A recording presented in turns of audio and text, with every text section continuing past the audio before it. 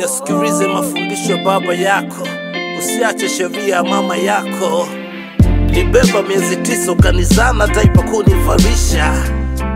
Ulijua stepu zangu za kukimbia na kutembea, kozi wendo ulinikarisha. Maziwa yako kaninyonyesha, nilipoumwa siku nami ulikesha. Ukanielewa kwa lugha nilokuongelesha, nakumbuka ulivyokuwa ukiniogesha. Nguo nivarisha, kwa ugomvi chakula ulinilisha. Ukanifunza kwenye poti jikarisha. Mama umejaa disi zisizoisha, na yamisi yale maisha, kukusubiri mlangoni na kukutazama kwenye dirisha. Unastahili taji lakini hakuna wakukuvisha. We ni chanzo cha yangu maisha, adabu ulinifundisha. Kuna mengi umenionyesha, upendo wako huwezi jificha. Imani ni matendo uliniaminisha, kuzingatia upendo ulinihamasisha.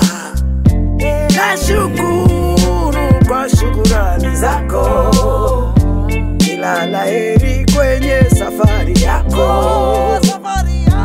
Nashukuru kwa upendo wako, Muumba wetu ajibu kila ombi lako. Uchungu wa mwana unaujua, ulinibeba mgongoni kwenye jua. Mama ulinisitiri kwenye mvua, na mengi nisoyajua. Matatizo ya utotoni ulitatua, ukanifunza kufua na chakula kukipika pia.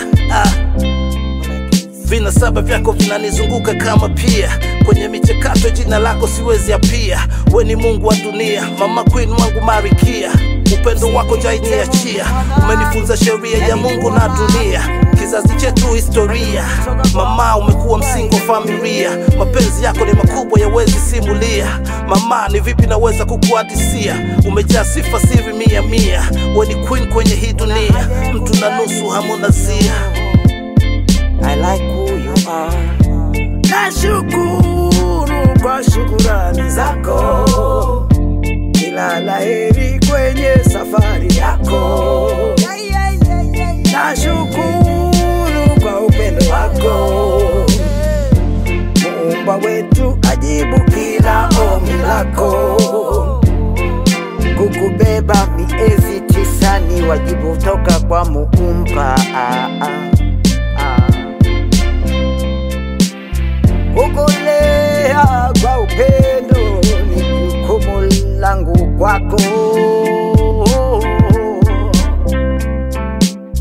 Pia niliweza kukulinda kwa msaada wa babako.